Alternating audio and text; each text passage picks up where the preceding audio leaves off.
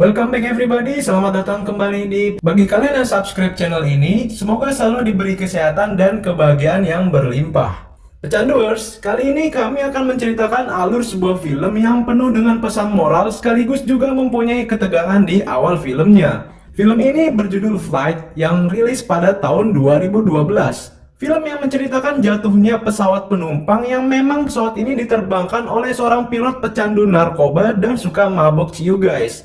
Bagaimana bisa pilot barbar ini menerbangkan pesawat? Oke, langsung saja ambil posisi nyaman, siapkan cemilan, rebahkan badan, dan fokuskan pikiran karena Anda ada di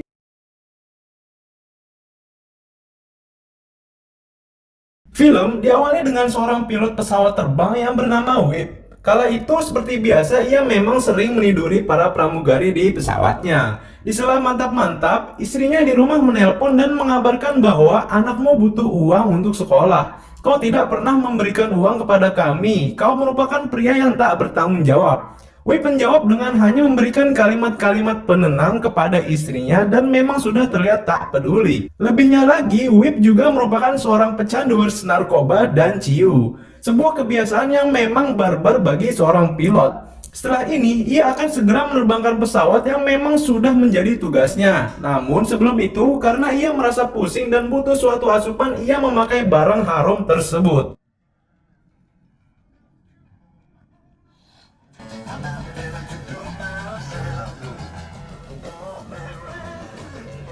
Pagi itu, cuaca memang sedang buruk dan terjadi badai. Whip yang memang sudah sangat bersemangat karena barang haram tadi pergi memasuki pesawat dan menyapa para pramugari di sana. Tak lupa juga ia menerima laporan dari Margaret yang merupakan seorang pramugari senior di pesawat itu.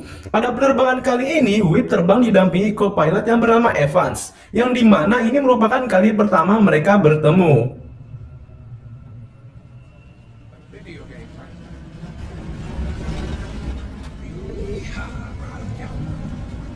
Meskipun badai dan cuaca buruk yang menghantui, penerbangan tetap dilakukan. Whip terlihat santuy tanpa rasa takut sedikit pun, dan sebaliknya Evans merasa cemas dan takut akan hal ini.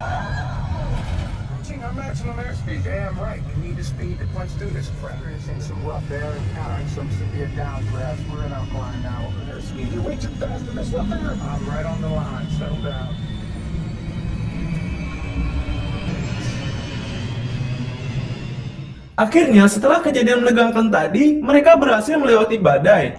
Whip yang sadar bahwa kejadian tadi memang menegangkan, ia pergi menghampiri penumpang untuk melakukan stand up komedi di hadapan para penumpang agar hati mereka tenang. Dikala melakukan stand up, sempat-sempatnya tangan kiri Whip menuangkan miras ke sebuah gelas. Aduh. Yang dimana hal itu tak diketahui para penumpang. Ia meminum ciu itu dan tentu saja hal itu membuatnya mabok dan teler. Sesaat kemudian sambil tidur, ia menerbangkan pesawat itu dan juga terlihat bahwa Evans merasakan Whip memang merupakan seorang pilot barbar.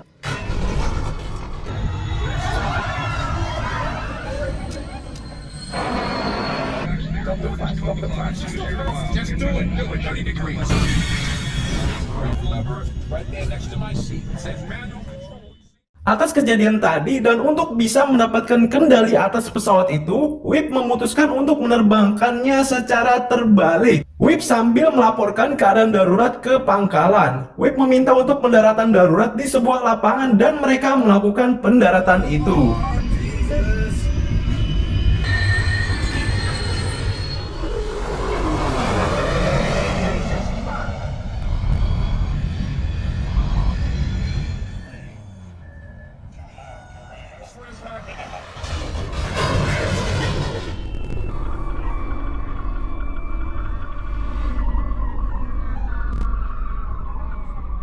Setelah kecelakaan itu, Whip dibawa ke rumah sakit dan ketika ia sadar, di sana ada seorang rekannya yang bernama Charlie. Charlie mengatakan bahwa kau adalah pilot yang hebat. Dari 102 orang di pesawat itu, 6 orang tewas yang terdiri dari 4 orang penumpang dan 2 orang pramugari. Whip pun ingin mengetahui lebih lanjut mengenai para korban itu. Akan tetapi Charlie mengatakan ini bukan wewenangnya. Di luar kamar, tim investigasi penerbangan di Amerika Serikat telah menunggu dan kau akan segera diberi pertunjukan oleh mereka.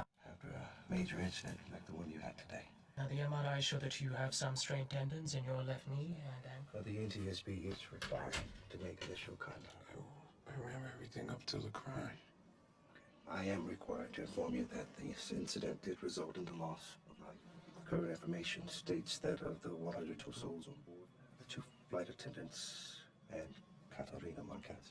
Ternyata salah satu dari 2 orang pramugari yang meninggal itu adalah Rina. Rina merupakan wanita yang selalu menemani Whip untuk mantap-mantap sebelum penerbangan. Sedihlah Whip mendengar hal itu. Dan juga ia dikabarkan bahwa Margaret sedang dirawat di rumah sakit itu, serta Evans, seorang co-pilot, mengalami benturan di kepalanya.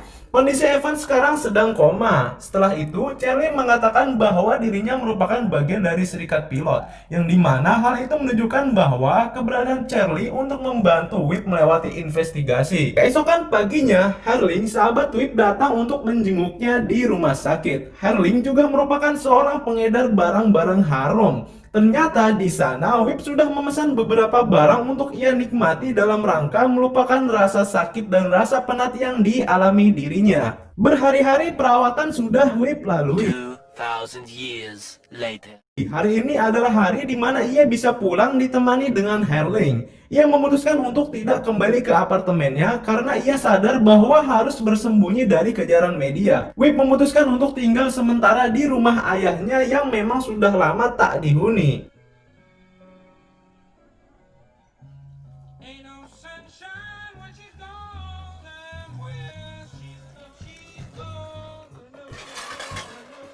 Sepertinya setelah kejadian penerbangan itu, ia mulai mendapat hidayah dan ingin segera bertaubat. Ia memutuskan untuk menjauhkan dirinya dari segala macam miras dan barang-barang haram lainnya. Setelah kejadian kecelakaan itu, Whip diharuskan menjalankan beberapa investigasi oleh pihak pemerintah. Untuk itulah Charlie yang berada di pihak Whip bersedia untuk membantunya. Keesokan harinya, sesuai perjanjian di telepon, Whip datang ke sebuah restoran. Di sana, Charlie memperkenalkan Hook yang merupakan seorang pengacara profesional kepada Whip.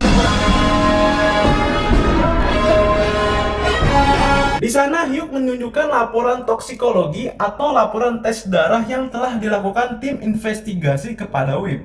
Mengejutkannya nih, laporan itu membuktikan bahwa di dalam darah Whip terdapat kadar alkohol dan juga kadar barang-barang haram. Jika hal ini memang terbukti benar, maka kau akan segera dituntut atas hal ini. Whip terus mencari pembenaran atas hal itu. Ia melontarkan beberapa kalimat sebagai pembelaan dirinya. Ia mengatakan bahwa pesawat itu sudah tidak layak dan sudah rusak. Itu bukan salahku. Psychology report states that you were drunk and high on co-passengers. Now we're gonna look at 4 counts of manslaughter on your behalf and kill this tox report.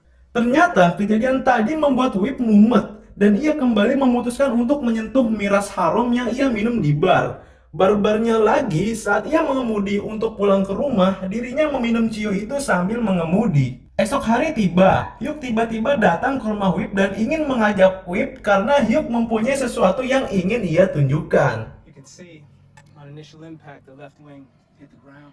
Engine cowling into the rear fuselage. 7 rows. It was like being hit by a train. Whip tetap kekeh mengatakan bahwa kecelakaan ini bukan karena diriku yang menggunakan barang-barang haram. Ini murni kerusakan dari pesawat. Hugh menjawab, tenang saja bro, aku akan berjuang untuk membuktikan hal itu.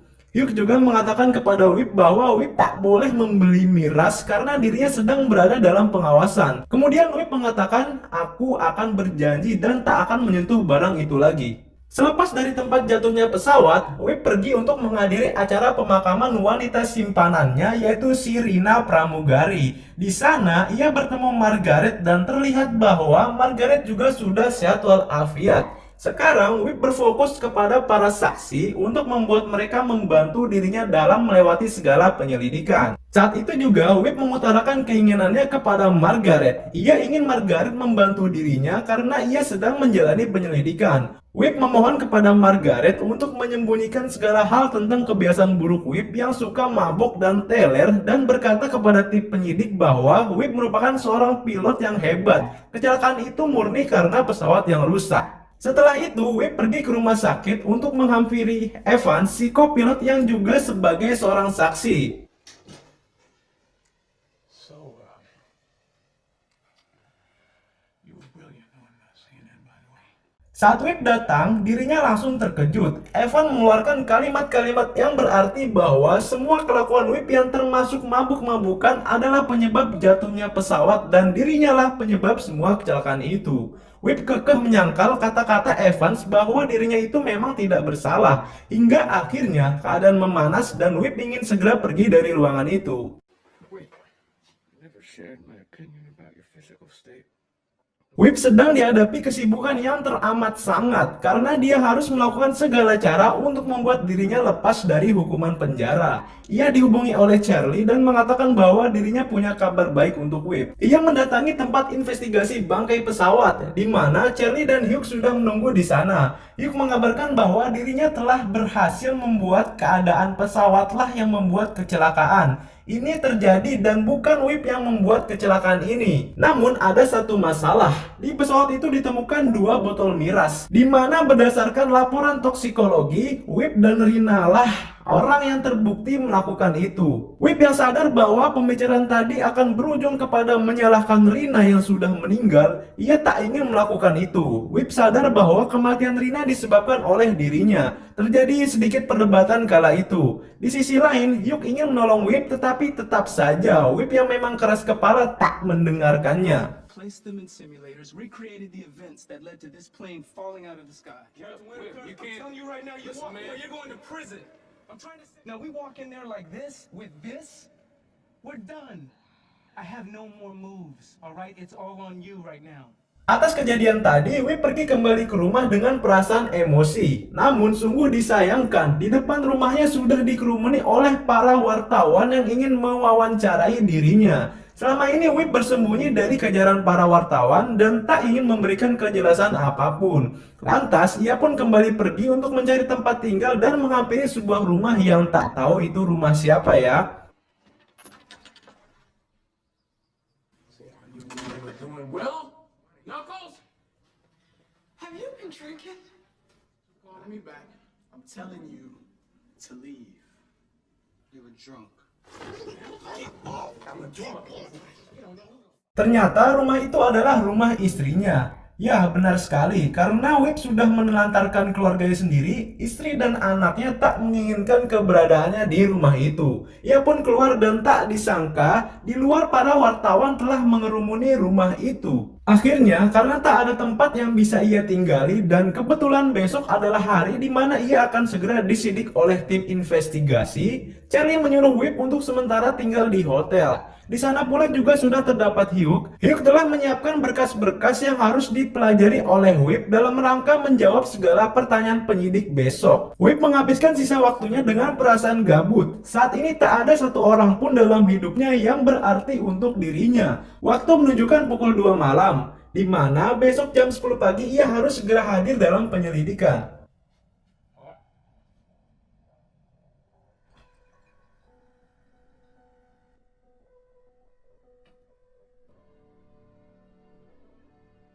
Insyaallah wahai manusia.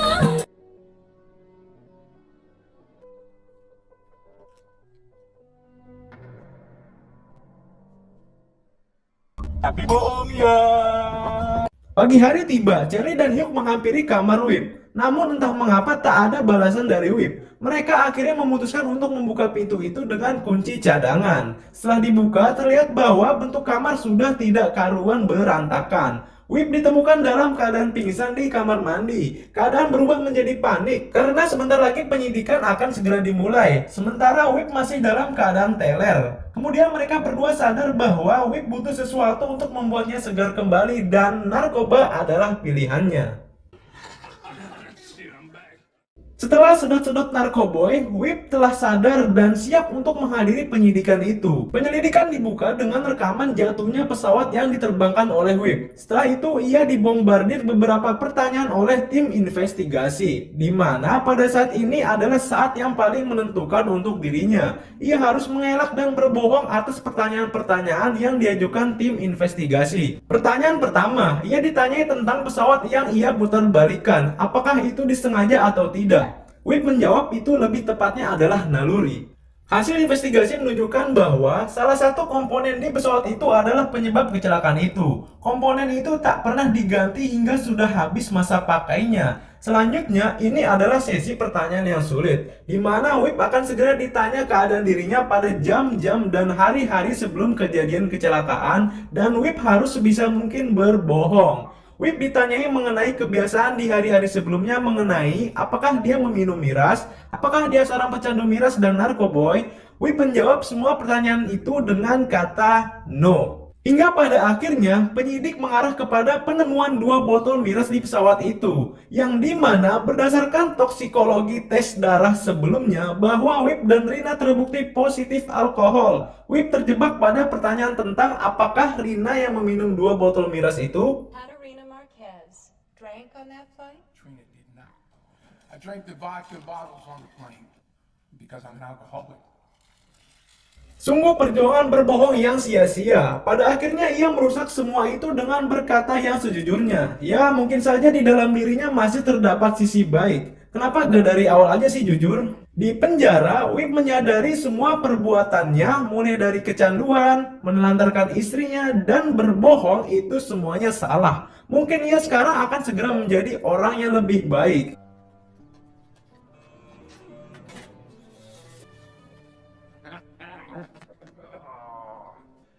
How you doing? You look good. My college counselor wanted me to come and interview you. That's a good question. Film pun berakhir. Taubatnya seorang pilot pesawat karena dirinya sudah diberikan azab dengan kecelakaan pesawat. Kurang lebih seperti itulah film ini. Kita semua tahu bahwa kita adalah pendosa. Jadi pilihannya apakah kalian harus segera bertaubat sekarang atau setelah menunggu azab? Atau tidak bertaubat sama sekali? Itu semua adalah pilihan kalian untuk berubah sebelum menyesal. Oke, thanks for watching.